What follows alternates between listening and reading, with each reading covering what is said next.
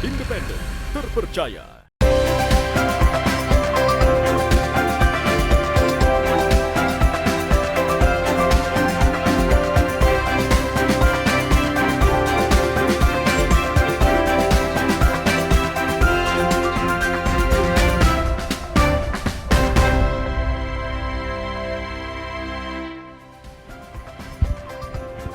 Baik, selamat pagi saudara, apa kabar Anda hari ini? Senang sekali saya Linda Wirawan dapat kembali menjumpai Anda di program Sapa Sosial. Seperti biasa, kami akan menghadirkan ragam informasi unik dan menarik yang kami kemas dalam dialog bersama pada pagi hari ini. Saudara, banyak cara yang dapat dilakukan untuk membangun negeri. Salah satunya berkontribusi di bidang sosial dan pendidikan. Dibutuhkan anak muda yang dapat meluangkan waktu dan tenaga untuk melakukan berbagai kegiatan yang berdampak pada pemerataan pendidikan, seperti yang dilakukan oleh sejumlah anak muda di Kota Makassar yang berkontribusi lewat berbagai kegiatan positif. Apa sebenarnya yang menggerakkan mereka untuk membantu sesama? Langsung saja kita tanya bersama dengan narasumber kita yang luar biasa pada pagi hari ini. Sudah hadir bersama kita ada Muhammad Aril Patongai selaku Ketua Umum KUN atau Koin untuk Negeri. Selamat pagi Mas Aril, bagaimana kabarnya hari ini? Pagi. Alhamdulillah baik. Luar biasa. Terima kasih sekali lagi sudah bergabung di Studio Kompas TV. Juga narasumber kita yang tidak kalah luar biasa ada Mariana Renata selaku pengurus Koin untuk Negeri. Selamat pagi Mbak Renata. Bagaimana kabarnya hari ini? Pagi. Iya. Alhamdulillah baik. Oke, kalau kita berbicara mengenai tema yang akan kita angkat pada pagi hari ini yakni berdonasi di bidang sosial dan juga pendidikan. Saya ingin bertanya terlebih dahulu mengenai pandangan rekan-rekan sekalian. Bagaimana kemudian pandangan kalian terhadap dunia pendidikan yang ada di Sulawesi Selatan saat ini? Saya ke Mas Aril terlebih dahulu. Ya, terkait dunia pendidikan ya yang terjadi di Sulawesi Selatan ya. Ya, bisa kita lihat sekarang masih banyak adik-adik yang di jalanan tidak menempuh sekolah pendidikan padahal sudah diatur dalam undang-undang pada pasal 31 Undang-Undang Dasar 1945 mengatakan setiap warga negara berhak mengenyam pendidikan dasar dan dibiayai oleh pemerintah. Tapi faktanya yang terjadi pada saat ini masih ada loh beberapa adik-adik yang tidak mengenyam pendidikan dasar. Dan terlebih khususnya yang ada di daerah-daerah. Masih ada ternyata sekolah yang tidak ada gurunya. Dan ternyata juga masih ada sekolah loh, ternyata sekolahnya beralas tanah, dindingnya masih ternyata papan, seng. Ya itu Kak. Ya, jadi itu pandangan Ariel terkait dengan pendidikan. Tadi banyak anak-anak yang belum mengenyam pendidikan dan juga masih ada beberapa fasilitas terutama di beberapa pelosok seperti itu ya yang tadi dikatakan bahwa masih beralaskan tanah seperti itu, masih kurang mendukung seperti itu. Nah, kalau Mariana sendiri mungkin ada yang ditambahkan terkait dengan pandangan pendidikan di Sulawesi Selatan? Oke Kak, kalau mengenai pandangan saya ini betul-betul dari daerah ya Kak, khususnya di Kabupaten Bone. Kalau dari pengalaman dari saya waktu sekolah, betul-betul di waktu SD yang disebutkan tadi Kak Aril mengenai fasilitas Kak. Bahkan sekolah saya itu masih dinding papan Kak, sampai sekarang masih dinding papan. Sampai sekarang? Iya, dan itu tanahnya masih beralaskan tanah yang kalau kita pakai sepatu itu ya Kak, kotor gini. Jadi itu yang saya rasakan, saya dari pelosok sendiri. Pas saya ke Makassar, naik ke kota untuk kuliah, itu yang saya lihat sendiri. Anak jalanan di kota saja masih ada anak-anak yang putus sekolah dan tidak diperhatikan. Siapa-siapa anak-anak yang putus sekolah dan saya ikut kegiatan-kegiatan sosial ya Kak, mengenai anak jalanan itu ternyata mereka kondisinya kurang diperhatikan. Dan oh ini anak-anak yang betul-betul ini tidak sekolah, tidak ditindaklanjuti, anak-anak yang tidak sekolah, putus sekolah, malahan dibiarkan Kak. Oke, tadi menarik tadi dari kata Mariana bahwa dirasakan sendiri seperti itu bahwa ketika sekolah dasar merasakan fasilitas-fasilitas yang kurang. Bagaimana kemudian fasilitas yang kurang mendukung ini berpengaruh terhadap pendidikan yang dirasakan Mariana? Dari fasilitas ini kan kita mau mengembangkan diri ya Kak, dan dari itu kadang kita mau misalnya belajar tentang ini tapi fasilitasnya kurang, bahkan bukunya ya Kak, kalau kita gunakan buku ini malahan kita masih butuh pengembangan buku yang lebih sesuai dengan kurikulumnya waktu SD. Tapi ini kita lihat, oh ini masih terbatas. Bahkan di kampung seberang dari desa saya, Kak, saya pernah ngajar di sana, anak-anak masih ada yang buta huruf, Kak, anak-anak sekarang. Dan di sana saya memang fokus mengajar yang orang dewasanya, ibu-ibunya banyak yang buta huruf. Kalau ditanya kenapa tidak sekolah, mereka katakan di sini kita susah untuk sekolah, harus berjalan kaki jauh. Mereka tinggal di dekat-dekat pantai, Kak. Kalau dia mau sekolah itu di daerah-daerah kecamatan yang sekolahnya bagus, yang memfasilitasi, mereka harus kesan jalan kaki, Kak. Itu yang membatasi mereka. Iya, jadi memang banyak sekali kendala-kendala seperti itu yang dirasakan. Nah, kalau saya kembali ke Ariel, tadi kita katakan bahwa di kampung Mariana sendiri bahwa sangat sulit fasilitas gitu untuk didapatkan mengenai pendidikan. Kalau dari menurut Ariel sendiri pendapatnya, kenapa kemudian terjadi ketimpangan pendidikan yang terjadi misalnya di daerah dan juga di kota, Ariel? Kalau terkait ketimpangan yang ada di daerah dan di kota, kayaknya yang pertama infrastruktur. Karena bukan beberapa sih, hampir semua daerah yang berada di daerah, terusnya daerah-daerah pelosok, jalannya masih tanah. Kayak masih susah dilalui kendaraan untuk kayak misalnya penyaluran buku, tas, dan pembangunan sekolah. Jangankan pembangunan sekolah, jalannya saja masih susah ditempuh untuk masuk mobil. Terkait lagi ya itu, Kak, terkait infrastruktur itu sangat berpengaruh seperti itu terkait dengan ketimpangan pendidikan yang terjadi. Kalau Mariana mungkin ada yang ingin ditambahkan? Itu dari segi fasilitas ya, Kak, sama jalan menuju ke sekolahnya mereka itu sangat sulit, Kak. Iya. Jadi memang infrastruktur ini menjadi kunci menurut Ariel dan juga Mariana terkait dengan ketimpangan pendidikan yang ada di daerah dan juga maupun di kota seperti itu. Nah, kalau kita berbicara mengenai apa yang kemudian harus kita lakukan untuk meminimalisir ketimpangan tersebut, mungkin Ariel bisa menjawab. Kalau apa yang kita harus lakukan sebagai anak yang berada di Makassar, khususnya Sulawesi, sebagai yang pernah merasakan kayak ternyata ketika kita di kota begini, dan ternyata ketika di pelosok ternyata begini. Jadi kita ada rasa ingin membantu adik-adik yang ada di pelosok, terusnya mereka yang tidak merasakan pendidikan yang layak lah. Karena masih ada ternyata daerah yang di pelosok tidak ada gurunya. Terus kalau misalnya tidak ada kita, tidak ada yang ngajar. Dia cuma ikut UN saja. Terus lagi ya fasilitas terkait buku-buku, kalau bukan kita lagi yang bawa buku, tidak ada lagi. Iya, betul sekali. Jadi memang harus ada inisiatif juga ya seperti itu. Nah, kalau dari pandangan Mariana mungkin bagaimana kemudian Mariana melihat anak-anak muda di Makassar dalam menanggapi isu pendidikan, apalagi masalah ketimpangan ini, Mariana? Oke, saya sebagai pemuda ya, Kak, yang berada di kota Makassar, melihat ketimpangan ini di desa saya sendiri, bahkan di desa-desa yang seperti yang disebut tadi Kak Ariel itu jelas-jelas terlihat, Kak. Jadi sebagai pemuda, apalagi sebagai mahasiswa, dari ilmu yang kita dapatkan bisa kita bantu mereka, Kak, mendedikasikan ilmu yang kita miliki kepada adik-adik dan melihat kondisinya. Sambil kita bisa membantu dari segi fasilitas, mungkin kita bantu mengumpulkan media atau fasilitas yang ada, contohnya buku bisa kita kumpulkan dan salurkan ke adik-adik, ataupun siapa tahu ada teman-teman yang mau memberi untuk adik-adik pelosok, kita bisa membantu untuk penyaluran begitu, Kak. Luar biasa sekali semangatnya Mariana untuk membantu adik-adik yang di pelosok. Nah, ini kemarin semangat sekali membantu, tapi bagaimana pendapat Ariel terkait dengan anak muda yang masih apatis melihat kondisi pendidikan yang ada di Indonesia, Ariel? Kalau terkait anak muda yang masih apatis, kayaknya kemarin saya sempat apatis. Tapi ketika saya terjun di KUN, saya kaget ternyata ada loh daerah yang dekat kota Makassar yang tidak ada listriknya. Kita berjalan kaki 6 jam, 8 jam baru sampai ke desanya. Terus mereka di sana masih pakai lentera. Terus kayak pengetahuan tentang agama juga masih kurang, apalagi soal pendidikan. Iya.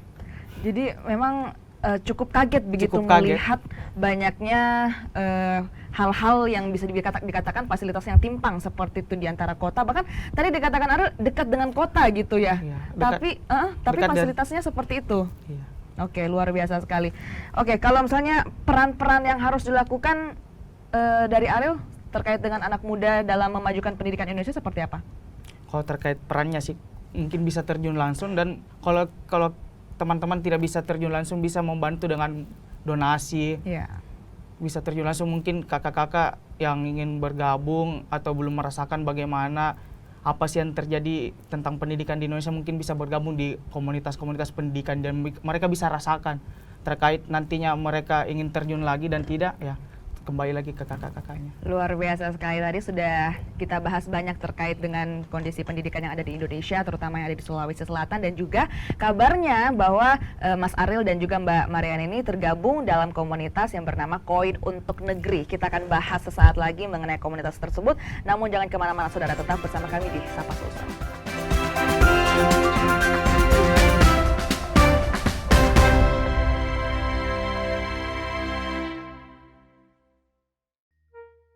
Kok gambarnya gini sih? Mami! Kenapa? TV kita banyak semutnya gini, kamu naruh gula ya di situ ya? Menurut Papi, Mami yang bikin ini TV banyak semutnya. Aduh, ada apa ini ribut-ribut? Kenapa? Tadi tuh kita nyalain TV, tiba-tiba gambarnya banyak semutnya tuh. Jadi kalian tuh masih menyaksikannya siaran analog TV ya? Bukan digital? Jika pesawat TV kamu sudah digital ready, cukup pilih tombol menu pada remote TV. Kemudian pilih setting, pilih saluran, lalu auto scan. Mudah bukan? Dengan menggunakan saluran digital, Anda bisa menyaksikan program-program terbaik Kompas TV dengan kualitas gambar serta suara yang lebih tajam serta jernih.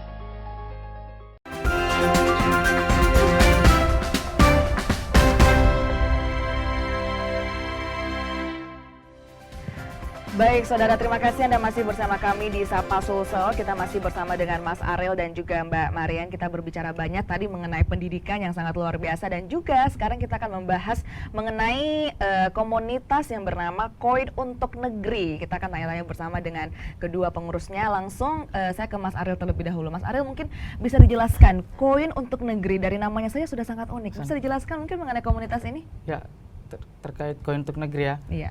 Koin untuk Negeri sebenarnya terbentuk karena koin Iya. kecil yang kadang kita anggap remeh kayak koin 100 rupiah, 200 rupiah, 500 rupiah, di mana kakak-kakak pendiri pertamanya ada namanya ke program TSK, di mana kita mengadakan tunjuk satu koin, di mana kita adakan celengan, terus kita kumpul uang koin 100 rupiah, 200 rupiah, di mana orang-orang kadang, apalagi sekarang 2022 ya, kayak nggak berharga kayaknya ini uang koin-koin, terus kita kumpul, terus kita tukar ke Indomaret atau ke bank, terus kita jadikan tas atau seragam atau membantu fasilitas-fasilitas pendidikan yang ada di pelosok-pelosok, Kak.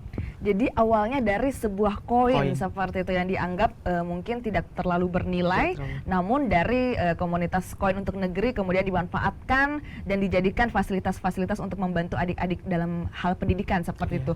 Dari Mbak Marian mungkin bisa ada yang ditambahkan terkait dengan komunitas ini, bisa dijelaskan lebih detail lagi? Oke, Koin untuk Negeri itu bisa dilihat ya Kak, logonya itu warna merah, dan ada lambang Sulawesi.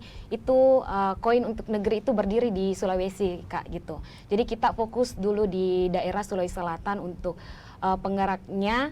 Kita masih melihat kondisi di Sulawesi Selatan itu banyak adik-adik di pelosok, masih ada adik-adik yang belum pendidikannya masih timpang ya Kak di kota dengan di pelosok. Nah, Koin untuk Negeri ini Kak didirikan oleh 3 pemuda ya Kak. Mereka itu dulu masih mahasiswa, mereka ikut kegiatan sosial yang namanya itu ada yang namanya Kak Akbar, ada namanya Kak Wahyudin, ada namanya Kak Ningsi.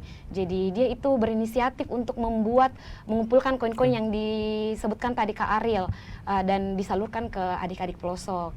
Nah, Koin untuk Negeri ini selanjutnya beberapa, ini kan tadi kita mengajar ke pelosok nih Kak, beberapa tahun, 1 tahun kemudian membuat sebuah program karena melihat ketimpangan dari pendidikan ini. Dari data ini diceritakan ya Kak, dari data UNICEF, memang pada tahun itu banyak anak-anak yang putus sekolah Kak.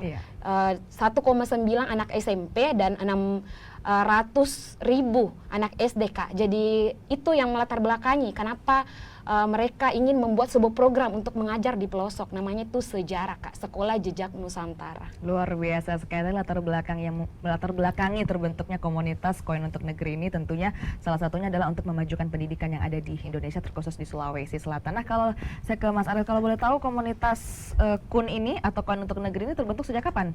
Sejak 2016 Kak. 2016. Adakah kendala kemarin setelah kita tahu 2020 kita terkena pandemi seperti itu?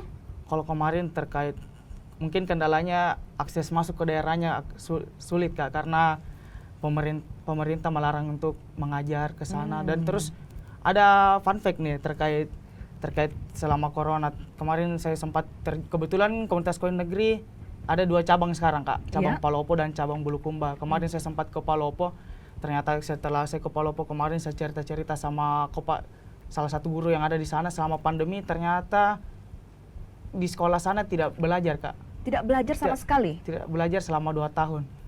Uh-huh. Terus gurunya sudah inisiatif kayak mengajar sembunyi-sembunyi, tapi ketahuan dengan pemerintah, jadi dilarang lagi. Jadi selama 2 tahun pandemi tidak belajar, cuma masuk UN saja. Iya. Cuma masuk ujian saja. Ini sebenarnya cukup miris seperti itu, Ya. mengingat bahwa sebenarnya pendidikan merupakan hak dari semua anak-anak seperti itu. Nah, kalau boleh saya ke Mbak Marian lagi. Kalau boleh tahu di komunitas Koin untuk Negeri ini kegiatan apa saja yang dilakukan tadi selain mengajar seperti itu dikatakan? Oke Kak, itu kan tadi paling pertama itu yang tunjuk 1 koin Kak, kita kumpulkan celengan-celengan untuk donasi. Yang kedua itu ada sekolah jejak Nusantara yang ngajar ya Kak. Yang kedua itu ada yang namanya bakti sosial juga. Bakti sosial? Iya, jadi bakti sosial itu sudah ada sejak tahun 2017 sampai sekarang masih dilaksanakan. Kalau itu untuk ke masyarakatnya, misalnya pemeriksaan kesehatan, adakan lomba-lomba Kak untuk supaya adik-adik lebih semangat lagi di sana dengan masyarakatnya, kita berbaur sama masyarakatnya Kak. Kalau untuk kegiatan-kegiatan lain itu lebih ke relawannya ya Kak. Relawannya misalnya kegiatan Silkem untuk bagaimana mereka tetap bersatu untuk memajukan pendidikan di pelosok Kak. Itu untuk menyatukan mereka. Nah, tadi yang unik bahwa salah satu bentuk donasi adalah melalui koin seperti itu. Nah, kemudian bagaimana kemudian para donatur ini, maksudnya koinnya ini dibawa kemana seperti itu, Mas Ariel? Kalau terkait tadi tunjuk 1 koin ya Kak, terbuka untuk umum sebenarnya Kak, terbuka untuk umum, baik itu dari di luar teman-teman relawan KUN, baik di luar teman-teman relawan KUN juga bisa bergabung. Biasanya kami itu melakukan TSK di UNM setiap akhir bulan hari Minggu. Terus terkait celengannya dibawa masing-masing, nanti kita hitung sama-sama di UNM, dan nanti kita hasilnya nanti disampaikan kembali, hasilnya nanti kayak bisa dilihat di media sosial apabila kita penyaluran donasi. Kayak kemarin sempat penyaluran donasi tas di Baru, di Bone, di Bulukumba, di Palopo, dan sempat juga sampai di Pinrang. Ya, adakah posko-posko dari Koin untuk Negeri ini mungkin di daerah mana seperti itu? Tadi ada di Palopo dan di Bulukumba, dan di Kota Makassar sendiri adakah posko-posko tersendiri untuk bagi para donatur ingin menyerahkan celengan mereka seperti itu? Kalau terkait celengan bisa hubungi saja ada namanya bidang donasi yang mengatur semua tentang donasi, terkait juga tentang TSK, nanti bisa dihubungi di sana. Bisa mungkin kakak-kakak bisa lihat di Instagramnya saya, komunitas Koin untuk Negeri. Setiap bulan ada di penyampaian Kak. Baik, nah tadi bahwa salah satu keunikan dari komunitas ini yaitu koin seperti dan juga donasinya tentunya dalam bentuk koin seperti itu. Bagaimana kemudian respon masyarakat yang ingin berdonasi di komunitas Koin untuk Negeri ini? Mbak Marian mungkin bisa menjawab? Oke Kak, kalau dari respon masyarakat tentu misalnya saja ya Kak, teman-teman kampus saya. Teman-teman kampus saya ketika saya sampaikan kalau punya koin yang tidak terpakai, biasanya kan mereka kalau dari belanja ada uang 200, 100, saya minta uang-uangnya mereka Kak. Mereka itu dengan jadi setiap bulan itu mereka kumpulkan, oh ini ada saya punya koin, jadi boleh dimasukkan di komunitas Koin untuk Negeri. Tapi Kak, kita bukannya kita terima koin saja, kita kalau mau transfer juga bisa gitu Kak, uang kertas juga terima, cuman bahasanya kita minta donasinya mereka, koin-koin yang mereka tidak pakai Kak gitu. Luar biasa sekali, tentunya dari sebuah koin yang tadi dinilai tidak berharga tapi juga bisa menjadi bantuan untuk sesama, untuk adik-adik kita yang mungkin terkendala masalah pendidikan di pelosok. Baik, kita masih akan membahas banyak mengenai komunitas Koin untuk Negeri, namun jangan kemana-mana, tetap bersama kami di Sapa Sosial.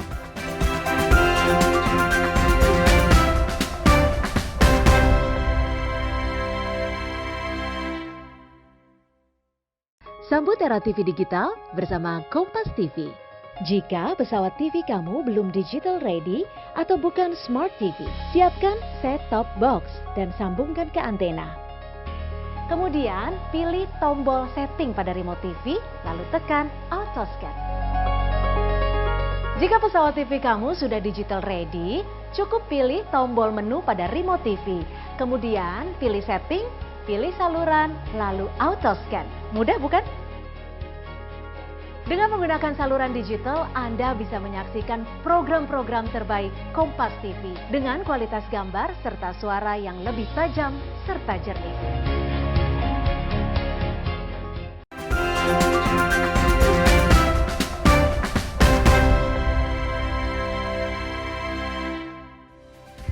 Baik, terima kasih saudara, Anda masih bersama kami di Sapa Sulsel. Kita masih bersama dengan rekan-rekan pengurus dari komunitas Koin untuk Negeri, ada Mas Ariel dan juga Mbak Marian. Tadi kita membahas banyak sekali mengenai kegiatan-kegiatan yang dilakukan oleh komunitas ini juga tadi, walaupun memang salah satu latar belakangnya adalah koin, donasi dalam bentuk koin, namun juga ternyata komunitas ini menerima juga donasi dalam bentuk transfer seperti itu. Nah, dari para donatur kemudian memberikan donasi dalam bentuk uang seperti itu. Bagaimana kemudian dari rekan-rekan komunitas memberikan donasi dalam bentuk apa ke adik-adik di pelosok? Silahkan Mas Ariel. Biasanya hasil TSK kita jadikan berupa tas, Iya. alat tulis menulis. Kadang kita juga kalau misalnya kami dapat sekolah yang kayak membutuhkan kayak alas sekolahnya masih tanah, kita kadang cor juga dari pakai hasil uang TSK itu. Terus tas, kadang kemarin juga sempat di Bulukumba kita pakai untuk penyaluran ke pulau-pulau juga. Iya, luar biasa sekali tentunya dalam bentuk beragam hal seperti itu, baik itu dalam tas ataupun perbaikan fasilitas yang ada di sekolah-sekolah. Nah, saya ke Mbak Marian, sejauh ini sudah daerah mana saja, sekolah apa saja yang sudah terbantu dari TSK ini? Ada di Maros ya Kak. Maros itu ada namanya Bara Kak. Bara? Di situ Dusun Bara itu jalan kaki 5 jam ya Kak kalau mau ke sana. Itu kita mengajar di sana dan kalau ada donasi masuk kita bawa ke sana. Kemarin juga kerjasama sama itu untuk pengecoran ya Kak, kayak semen itu kita kerjasama sama yang kalau tidak salah semen Tonasa ya Kak. Itu kita kerjasama. Yang kedua itu ada yang namanya di Goa Kak, namanya itu di jalan kaki itu 10 jam Kak. 10 jam. Ya, di situ namanya Tompok Bulu ya Kak. Ya, Tompok Nah Bulu. di situ Tompok Bulu 10 jam jalan kaki ke sana. Di situ kita penyaluran. Kemarin juga sempat yang paling jauh itu Kak di Pinrang, perbatasan Pinrang sama Toraja Kak. Di situ perjalanan paling jauh dan terekstrim menurut saya Kak. Saya langsung merasakan langsung penyaluran di sana. Ada juga di Sinjai Kak, itu perjalanan jauh juga untuk pergi ngajar di sana. Memang naik motor tapi jalan kaki lagi.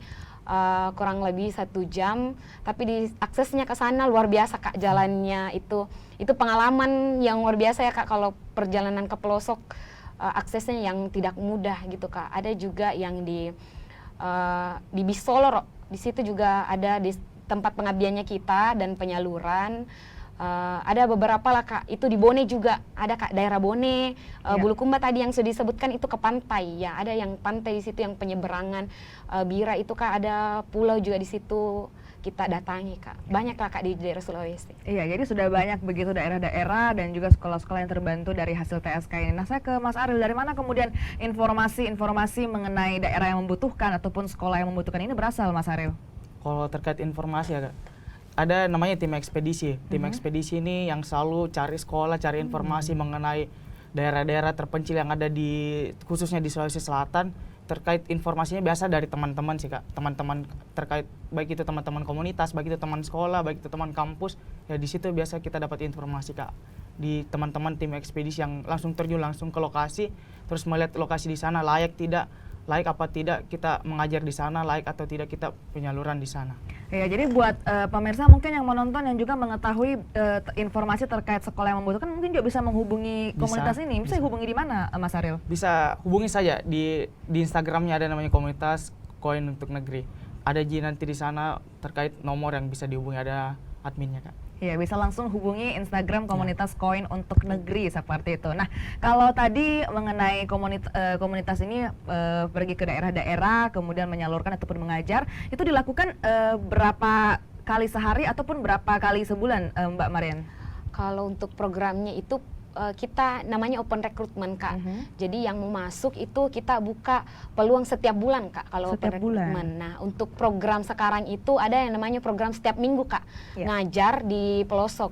Jadi kita utus teman-teman yang tugasnya minggu ini siapa. Jadi mereka ke sana ngajar, minggu depan siapa. Jadi kita bergantian bergilir, Kak. Karena kita tahu kesibukannya teman-teman itu mahasiswa, ada juga mahasiswa pekerja, bahkan tapi mereka tetap meluangkan waktunya. Jadi kita atur jadwal untuk ngajar setiap minggunya, Kak. Tapi kalau untuk kegiatan kita membuka peluang untuk orang-orang yang mau mendedikasikan ilmunya di KUN itu setiap bulan, Kak. Ada namanya open recruitment. Iya, jadi kegiatan untuk mengajarnya ada setiap minggu dan juga open recruitment untuk teman-teman yang ingin bergabung setiap bulan dibuka seperti itu. Nah, kalau misalnya kalau saya juga sempat tadi melihat Instagram dari komunitas Koin untuk Negeri bahwa ada hari perhitungan celengan seperti itu.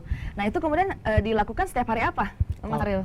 Ya itu tadi yang kalau perhitungan celengan tunjuk 1 koin. Ada namanya program tunjuk 1 koin di mana kita kumpulkan celengan masing-masing, baik itu teman-teman KUN dan teman-teman di luar KUN.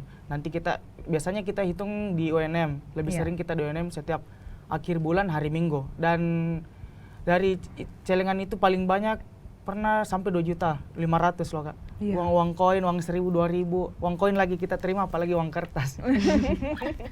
Luar biasa, apalagi ini untuk kebaikan seperti itu. Baik, nah saya kembali ke Mbak Marian terlebih dahulu. Kalau kita berbicara mengenai berjalan-jalan ke pelosok, itu tentunya membutuhkan dana seperti itu. Ini dananya dari mana? Apakah dari donasi juga atau seperti apa, Mbak Marian? Ya, kalau donasi itu, Kak, ada yang namanya donatur tetap. Itu yang mau jadi donatur tetap itu kita hubungi setiap bulan siapa yang berdonasi di awal. Itu kalau mengenai ada mitra, Kak. Misalnya ada yang mau ajak kerjasama dan untuk biaya ke sana itu dari relawannya, Kak. Itu kalau kita mau ke sana, misalnya biaya bensin ataupun perlengkapan kita ke sana itu dari relawan-relawannya, Kak. Ada juga uang kas, tapi itu digunakan ketika ada kita butuhkan media ya, Kak, media belajar itu bisa dipakai uang kas. Tapi kalau untuk kesananya aksesnya apa itu biasanya lebih ke relawannya yang ikhlas untuk membantu, Kak. Dan kalau ada yang mitra yang memberikan, alhamdulillah, Kak, kita gunakan sebaik mungkin untuk pendidikan adik-adik di pelosok. Iya, apalagi ini untuk kebaikan seperti itu. Nah, luar biasa sekali dari komunitas Koin untuk Negeri membangun pendidikan yang ada di pelosok-pelosok seperti itu. Terakhir mungkin jika ada teman-teman mungkin atau pemirsa yang ingin berdonasi selain Instagram, mungkin adakah informasi-informasi lain di mana mereka bisa menghubungi langsung, mungkin datang ke tempatnya? Silakan Mas Ariel. Kalau terkait bisa langsung datang ke Borong, Kak. Sementara di situ jadi tempat titik kumpulnya teman-teman KUN. Lebih sering di sana di mana lagi namanya, teman-teman? Di Waduk ya, Waduk Borong, Kak. Ada mungkin nomor rekening yang ingin disampaikan atau langsung mungkin ke media sosialnya saja? Ya, langsung ke media sosial saya. Langsung ke media sosial saja untuk menghubungi, ingin berdonasi seperti itu, Koin untuk Negeri membangun pendidikan bangsa. Terakhir mungkin dari Mas Ariel, harapannya untuk kedepannya seperti apa, Mas Ariel? Kalau harapan saya kedepannya semoga anak-anak muda yang khususnya ada di Makassar bisa bergabung lah di komunitas Koin untuk Negeri. Kalau tidak bergabung di komunitas Koin Negeri, bisa bergabung di komunitas-komunitas lain. Ada loh komunitas-komunitas yang bergerak di bidang sosial dan pendidikan yang mengajar baik di kota, baik di daerah pelosok, baik di pesisir. Karena tanpa kita semua, siapa lagi yang mau mengajar di sana? Baik, terima kasih sekali lagi Mas Ariel, Mbak Marian sudah bergabung di Studio Kompas TV. Kita tadi berbincang banyak sekali mengenai pendidikan yang ada di Sulawesi Selatan, terkhususnya di pelosok-pelosok daerah Sulawesi Selatan, dan juga bagi pemirsa sekalian yang ingin berdonasi bisa langsung menuju ke media sosial komunitas Koin untuk Negeri. Di situ ada tercantum nomor teleponnya, bisa langsung dihubungi. Dan juga buat teman-teman yang ingin bergabung mungkin menjadi relawan, juga open recruitment selalu terbuka setiap bulannya. Langsung saja menuju ke media sosial komunitas Koin untuk Negeri. Terima kasih sekali lagi buat Mas Ariel dan juga Mbak Marian sudah bergabung bersama kita. Dan saudara, informasi tadi juga sekaligus menutup perjumpaan kita di Sapa Sulsel edisi hari ini. Saudara, saat ini COVID-19 masih ada. Situasi memang terus membaik, namun kita tetap waspada.